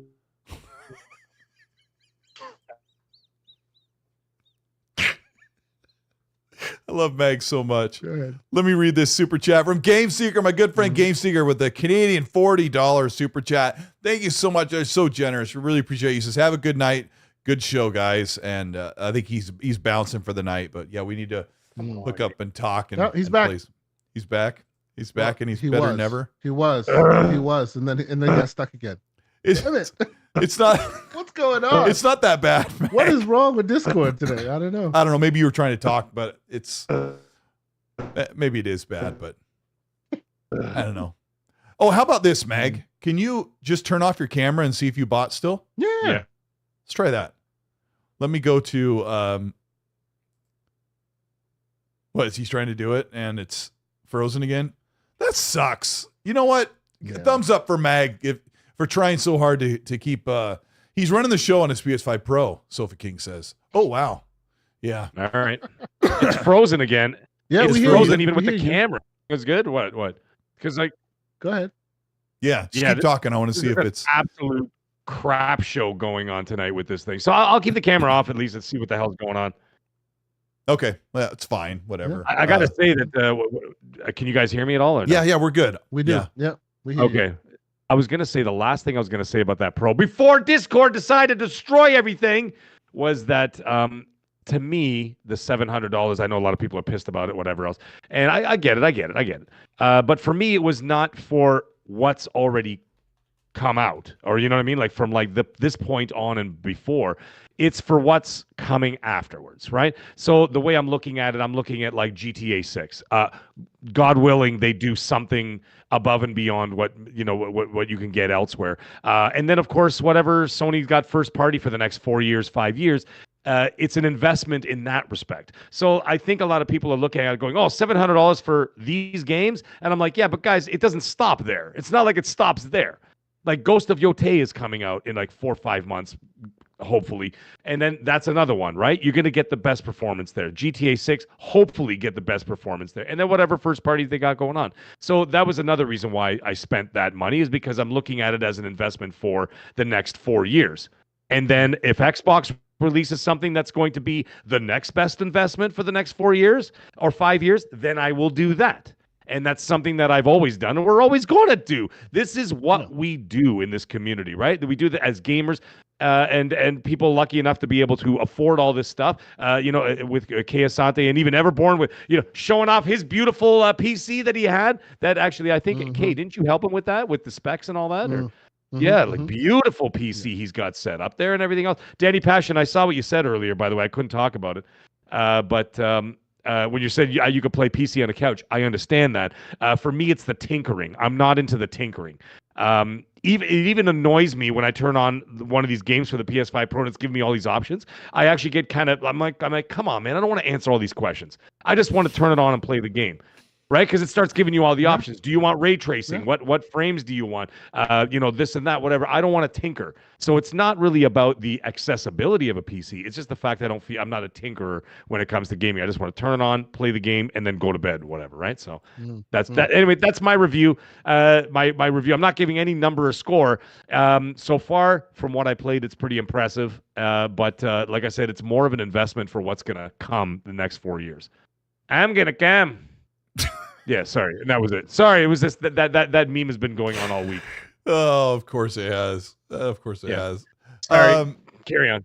One of my favorite games this year, Astro Bot, hit 1.5 million in sales. Some people would argue that isn't that great. It's 2.4% of the PlayStation user base on PS5, which isn't stellar, but for a platformer, it's really good. And I would assume Astro Bot didn't cost that much to make, and they're probably already in profit zone. Mr. Asante, did you play Astro Bot? Is it a success? So I love Astro Bot. It is what gets played on this at any moment, at all times, both by me and my son. At any moment's notice, he'll walk into my office and say, I want to play that robot game, and this is what we'll be playing it on. I will also say I lost the bet because I was convinced that Astro Bot would do at least the same amount of units as Ratchet and Clank within the same time frame, which is 2 months. And I lost that bet because Astro Bot did a 1.5 million within 2 months, whereas Ratchet and Clank did 2 million within 2 months. And I thought that it would do. Yes, I thought that this was an easy bet to win because at the time, PlayStation had what? 10 million addressable market. And now they have 60 million addressable market. And still it didn't do as much as Ratchet and Clank. So I took some, I had to announce Mr. John Wolf with my best WWE announcer voice as my penance. I did that. Not too bad. Because a bet's a bet. A bet's a bet. It's fine. But I, for one, I agree with you, Colt, that it's in the and I had a conversation with Paris on my show over the weekend, and he disagrees, and I mean, disagrees that it's what? Not a he disagrees that 1.5 is disappointing, right? Like, there's the reason I thought that game would do well is beyond all the back and forth or any of that. Like, I've played the game. I continue to play the game. It is a damn good game. Like, it's very fun, right? And I know, people got their hair twisted and their pearls clutched when people started making Mario comparisons. How dare you, right? And the way I equate that is no game, no platformer ever has been even close to shining Mario's shoes. This is as close as they've ever come to shining Mario shoes, in my humble opinion. I play Mario games all the time because my son is a huge Mario aficionado, like monstrous, to the point where at any moment's notice, he's either playing like a Mario that came out before he was born, which isn't hard to do, he's 5, or he's beating Mario Wonder. Like, that's what he's doing. He's always playing. He has that stupid hat on his head all day, every day with the eyeballs. That's my son. I mean, right? So I'm always playing Mario games, but he loves Astro Bot to the point where it's just like surprising, right? So I'm expecting that more people, maybe people just didn't give it a chance. Maybe platformers don't really have a place on PlayStation platforms as much, right? That's not where you go for your platformers. So maybe that's why it didn't hit the critical mass. But I feel like had this released on Switch, it would have sold all the copies.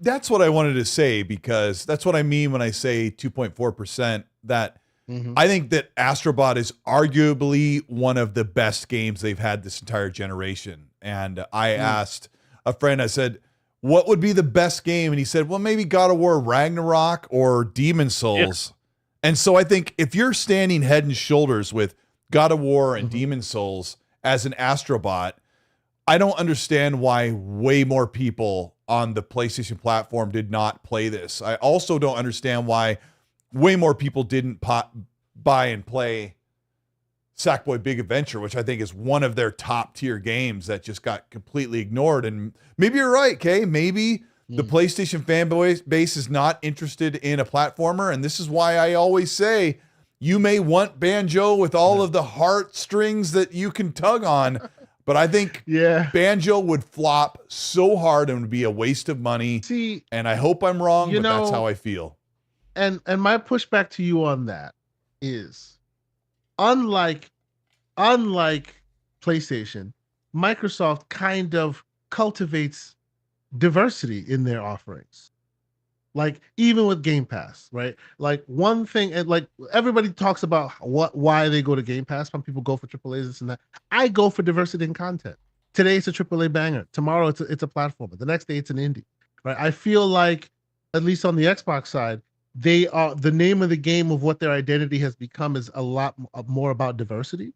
So there's more of a chance of a diverse lineup. Hey, today it's a Metroidvania, tomorrow it's a platformer. That may have more of a chance to live there. Whereas on the PlayStation side, they do a certain kind of genre very well, like better than anyone else. They're third person, over the shoulder. Some people do some slander and go call them sad dad simulators. It is what it is, but they do that genre very, very well. So much so that maybe a lot of us go to that platform for that genre. And if they see other genres represented, maybe you don't get as much attention. You know what I mean? Yeah. I just think maybe it is a niche thing. Platformers are maybe niche in the 2000s and beyond, and maybe they had their moments. Today that Spyro. If you're a platformer lover, you're probably playing on Switch, right? If you love platformers, you probably have a Switch. I mean, I would love to have something as creative as Sackboy or Astro Bot on Xbox. And I mean, there's rumor that Spyro 4 is in the works. I think that's probably a pretty solid rumor that you could say, I'm going to wait till that gets announced. I think that's probably going to happen. Maybe it's going to take a couple of years. I don't know. But I don't care about Spyro. I didn't grow up playing Spyro. I played it for the first time in 07. I was like, So, but you know what though, you have when you've got something like Xbox where you have multiple avenues, where what you could do with that now is that you could put, let's say Spyro 4 does come out, right, in a couple of years, you can drop it on Xbox, you could drop it on Game Pass, you could drop it on Switch 2, right, and then when you start getting into that, and the Switch 2 will be out by then, or whatever the hell it's going to be called, and it's going to be out by then. Perfect. Super Nintendo Switch. Right. Okay. Perfect. The Super Switch, whatever you want to call it. I love all those names. Super Nintendo Switch is awesome. I'll take that. But you know what? You drop it on there as well, right? So you've got 3 markets that you could drop right off the bat, or 4 if you actually include PC. So you go Xbox, Game Pass, PC, because I call Xbox and Game Pass are not synonymous with each other, because not everybody has Game Pass that has an Xbox, right? So you've got Xbox, you've got Game Pass, you've got PC and Switch too. Perfect. That's how you launch it. Now, the thing is, Astro Bot is an outstanding game, and it's going to stand up there, I think, in the top 3 game of the year, in my opinion, in the top 3 best games of the year, and it will be nominated for Game of the Year. However, you're only offering it on the one platform, and from that platform, you've got, let's say, 65 million people on the consoles, whatever, maybe 70 million. Let's say 65, and then you drop down from there. What percentage of those people play platformers? Now you drop that 65 to now you're talking about 20 million might be interested in the platformer. Then you've got to pay full price for it. Up here in Canada, Astro Bot cost me $100. So now you've taken that 20 million. Now you're dropping it down to maybe about 5 million people that are interested in paying that full price. And obviously it hasn't gone on sale. So now you see, out of the 5 million that would be interested, 1.5 purchased it. So just by doing that simple deduction of math, you see that like that people say, oh, how are there 65 million people and only that many people bought it? I just kind of showed you like the breakdown of how it keeps going down and down and down until you get to that actual number of people that you can discern will purchase this game. So that's where it's going to end up. You know, a Black Friday sale will probably help squeeze out, maybe, you know what I mean, something like that, maybe an end of the year sale or something of that, you know, and then eventually you pop it on the PS Plus Premium or whatever those things are. Or in the very least, if you're going to do it, drop it on PC eventually, maybe by next summer, and maybe jazz it up a little bit with a little DLC or a little something and drop it on PC. It's not going to go to Xbox, I can tell you that, but PC, no, I could see that. No. And then from there, now the other thing, my question is, this is not a Horizon Forbidden West budget, no, right? Or a team the size of them. So the thing is, we have to look at this. We have to look at this objectively, and we have to say to ourselves, you know, like some people, like Stellar Blade, for example, another example. People freaking the F out about Stellar Blade only selling 1 point something or 2 million, however many copies it sold. And I'm like, guys, let's pump the brakes here. This isn't Naughty Dog. There aren't 1,000 people working on Stellar Blade. So in relativity, it's actually, they made a profit off of that game, and they actually did very, very well. They made a lot of money over there because the cost of production was way lower than a lot of AAA games, and the team was like 1/8 the size of a regular AAA studio team. So same thing with Astro Bot. So yeah, maybe 1.5 is not like you know barn burning, but for them it might be enough to carry them over that threshold. So we have to look at that too, right? Here's the latest from Chris Dring of GamesIndustry.biz said that 60 devs getting $120 a year for 3 years to make Astro Bot comes out to a budget of about $65 million. And then you bring in marketing and everything else in retail. Let's say I don't know how much that costs, but let's say if it's 65 just to make it, and you market it up and take it up to 75 or 80 or 100 million. Let's go 100 million. Astro Bot made 105 million in 1 month, you know? There you go. So they already made back their money, but as Mag has said on the show many times, You got to make 1.5 times to sustain the studio and push them into the next project. I suspect that Astro Bot will get there. And that's the thing. And like I said, it's all relative in terms of the size of not only the team, which of course is tied in with the budget because you got to pay all these people, right? And that's why you see some of these other games, they don't make any sense. Like you get a game that costs $250-300 million. You cannot survive with 1.5 million sales, right? Yeah. So because then you're talking about yes. No, I don't mean to interject. I just wanted to add a small nugget into what you're describing there. And actually would like to throw in the element that I think all of us, whether you're a PlayStation gamer or an Xbox gamer or a PC gamer for that matter, should be championing this kind of effort, because all of us can agree, all of us graybeards, gamers of a certain age, don't like where gaming is headed. 6 years away. We don't like the black hole games and the games that take forever to make, and we want the one and done. Hey, be okay throwing a new IP out there. Be okay using a small budget, small team, turn around quickly, right? And have it be something fun, beginning, middle, and end. I move on to something else, right? Yep. Not everything needs to be Apex Legends, right? Not everything needs to be Overwatch, right? And not everything needs to be Red Dead Redemption 2, Like I want a 3-year development cycle. Yeah. I want a fantastic 20-hour game that took 3 years to make. And didn't kill Give me Little Nightmares. Give me Little Nightmares 3. Yeah. You know what I mean? Give me those games for $40, $45 games that are outstanding 10 to 15-hour experiences. Give me that all day long with a 2-year, 2.5-year turnaround in terms of development time. I think it's been 3 years since Little Nightmares 2. And give me games like that. And I'll take those in between all those other games. And then you know what? When you're playing all those games and you're occupied and you're doing all these wonderful things, you don't notice that it took Rockstar 11 years to make a game. You know what I mean? Because you're doing all this other stuff and you're like, they finally got Bully 2 coming in 2046.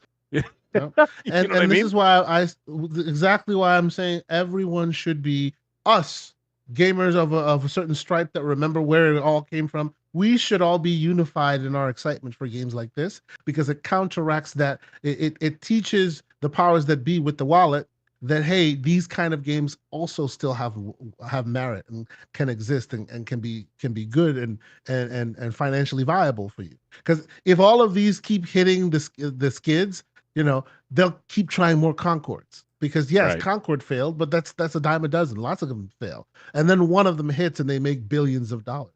And that's what they want to do, right? So we should be like, hey, maybe this one wasn't that good. Please don't stop making them. Please keep trying, because some of them will hit good with some of us. You know what I mean? It's a damn good game in general. It just is. It's a good game. Yeah. What were you going to say? I was going to say, same thing happened in Hollywood, and it's happening right now that they need to get back to, and I've spoken to a producer about it, and he says what we need to get back to is making accessible films that don't cost more than $10-20 million, and they're great films. The horror department has been doing fantastic with those 10 million, 15, like you got Terrifier 3 only had a budget of 12.4 million, like films like that. But the problem is all these studios, whether it's Hollywood studios or AAA studios, they are risk averse when it comes to their content. And as a result, they're always trying to one up each other in terms of the biggest, bombastic, most craziest game, because they're trying to mimic the success of fill in the blank from last year or fill in the blank from 2 years ago. Lightning in the bottle, the game. Yeah. Right. Sure. And the thing is, what they're not doing as often now. I mean, the indie scene is always going to have the games out there, but the thing is, you still need those AAA studios making the smaller experiences that they're not doing, and they're not experimenting with interesting ideas that are, like I said, on a smaller scale that can still hit. And like I said, like Hollywood has basically abandoned the smaller film outside of the horror genre, and then all you're going to get are movies filled with people wearing tights and capes. Right? Because that's all that they think that's going to hit. Now they're discovering that it's not working anymore, because you have to fill in the void with other stuff. People don't want only Avengers in the theaters, right? But that's what they think is happening. The video game industry has done the exact same thing, and they're finding out the hard way, especially 2024. They have really found out that the big budget games If it's not, well, I know there's other reasons we know about, but I mean, the thing is that the reasons why they're not hitting is because they're trying, you know what I mean? They're trying to mimic the success of something else without putting any substance inside of it. And that is a big problem. Yep. Yep. Absolutely. Absolutely. Yep.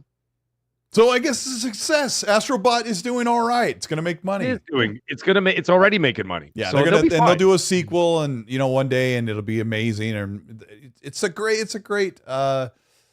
mascot. That blue number. Thank you so much.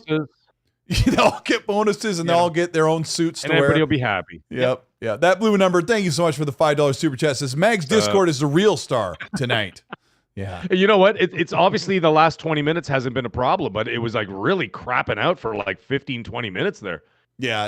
It's like just really rough. It's how it is. Like whatever. Yeah. It was really weird. I'm terrified to turn the camera back on, which is really funny. Turn it back on. Who cares? Spartan Ghost 17. Thank you so much for the £2 super chat. Says PlayStation is dead. The mag lives. Well, maybe. BT Maverick, thank you so much for the 5. Says, will we see Xbox with their own upscaler, the Pooper, the POOPR, if possible, before the console gen is over? Mag, wake up, drink that Quattro XP, that 4XP. Yeah, don't worry, I'm gonna get that stuff anyway. You know what? Honestly, I'm not even just saying it looks smooth as silk right now. Yeah. Okay. I'm not saying this because they're our sponsor. I'm really not saying this. I am absolutely looking forward to this because the one thing that was concerning me, I talked about the caffeine and stuff. I don't drink a lot of caffeine anymore. I really don't drink much coffee. I drink tea here and there, especially which has a bit in the wintertime. Only African tea, by the way, ladies and gentlemen. Only Ethiopian turmeric tea is the only stuff I touch. The best tea in the world. Best tea in the world. Anyways, besides all that, I'm really looking forward to this 4XP. I'm really looking forward because I want to get my hands on some of this stuff. I want to introduce it to some people and be like, "Yo, come try this out." You know what I mean? I want to try this stuff because now it's accessible for people like me who doesn't really hammer down caffeine like a Coke fiend, right? So I just I was going to go to the if you look at the label because I'm like really watching calories, carbs, and sugar intake and all that. Oh man, where is it? There it is. Yeah, download label. There's the link in the chat, ladies and gentlemen. The link's in the chat. 45 calories per serving for this drink, which is nothing. Awesome. That's negligible. Yeah, zero fat, zero sodium, 11 grams of carbs. Yeah, that's like a single potato chip. Yeah, really... yeah, I'm looking forward to it as well. Helios, that was funny, dude. Yeah, but anyway, we appreciate everybody here. If you're still here listening to us and you can see beautiful Mag on the screen and Kay Asante, hit the like button. I don't often ask, but if you hit the like button, it helps show your support. And it goes, sends down to the Oompa Loompas who will make the sauce and make the chocolate work the way it does. What it do, the buttered sausage. So we appreciate you. We appreciate 4XP Gaming for being a sponsor and appreciate Kay Asante for taking the time to hang out with us tonight. Before we get to him, Mag, what will you be playing tomorrow when you have free time? Not much because I'm out of town. So I'm going to be out of town until Friday. So on the weekend when I get back, I'm going to be hitting up the Xbox community once again for a weekend jam of some Call of Duty. Get that in there with everybody. Had a blast with Mike Mullis and crew and Cerebral Paul and the rest of them. And we had a great old time on last weekend. And I had some other ones with a bunch of other people I played with from the UK. We had some fun. We'll do it again on the weekend. And then I'm going to start putting the PS5 Pro through its paces before the next show. And then I'll be able to report on a couple of games. But can we guys take 1 second to shout out to Kay Asante, who not only came on this show, but did his own show right before this. This man is unstoppable. He is like Return of the King, the director's cut. 4 hours, ladies and gentlemen. 4 hours of entertainment. I don't know how I could do it. Like me, I'm already falling asleep right over here. So I mean, I'm old, but like, what do you expect? But anyways, everybody have a great night. And listen, you know what? I'm in a festive mood. After the show, I have a quick business call I got to take care of. After that, I'm going to be on Call of Duty for about an hour. So if anybody wants to jump in on the Xbox, you can find me on Call of Duty. I'll be there in the next hour. Yeah, so anyways, everybody have a great night. We'll talk to you all next week. Kate, thank you once again for joining the show. Appreciate it. Thank you. Kay Asante, where can they find you? Where's your podcast channel? And what are you going to play? Tell us what you're going to play first. I will most likely be finishing up the Call of Duty Black Ops 6 campaign, I just passed the point of oddities. I'll just say that. No spoilers. If you played the game, you know what I'm talking about. The point of oddities. I just passed the point of oddities, and I'm going back down to more grounded fare. So I'm enjoying that. I will also finish up another game I've been actually waiting to finish playing, and I really love it, and I think more people should be playing it as well. Nobody Wants to Die. I don't know if you guys have played that. Awesome little game, indie game. Has a very BioShock energy to it. Graphically, it's amazing. So I've been playing that in small spurts. So check that out if you haven't done it so already. A lot of cool like detective Batman kind of work. Figuring out who done it. You're a detective. It's pretty awesome. Nobody Wants to Die. People should check it out. Okay. But thank you so much for having me on the show. Appreciate it. I am K Asante, TKO Asante on all the various platforms. I host a show with my brother, Mr. Everborn Saga, on Saturday mornings, 10 a.m. Eastern Standard Time, where we talk gaming. We try to reach into our bag and pull out some evergreen topics and talk about, we're grown gamers, so there are a lot of isms that come with gaming. We like to talk about that stuff, which is cool. And of course, on Monday nights, between 7 and the timing has been a little difficult these days because we have work stuff that's getting in the way. But every other week now, we're doing the Gamers Playground, and that literally is just myself and Mr. John Wolf talking more PC fare, more handheld stuff, more specifically the topics that excite or the PC gamers want to talk about, or maybe you have some tips you want to share, or you have some advice that you need help with, figuring something out.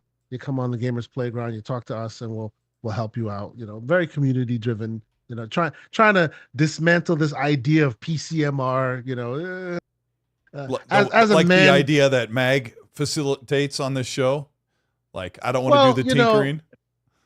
Well, even beyond the tinkering, it's the whole master race thing. Let's just say people of my skin complexion don't feel good hearing that stuff. It's you know what I'm saying? So, so it's more a tent that's getting bigger all the time, and you're welcome to join us. You know what I mean? But yes, I appreciate the invite. This is always awesome to watch you guys work, and to be here is even more of a treat. So I very much appreciate it. Thank you guys for having me. We appreciate you. I know how much work it can be to run your own show. Sometimes it can be a lot of work to be on one, and I appreciate you taking the time. Chat, thank you so much for being there and supporting what we do and helping us, giving strong feedback. And I appreciate that so much. We're going to get out of here, and we will be back next week. Keep an eye out on my channel. I've got a hardware-related video coming out tomorrow that should be pretty exciting and fun. So we'll see you next week. Hit the like button on the way out. Send a comment after the fact and all that stuff. Bye, guys. See ya.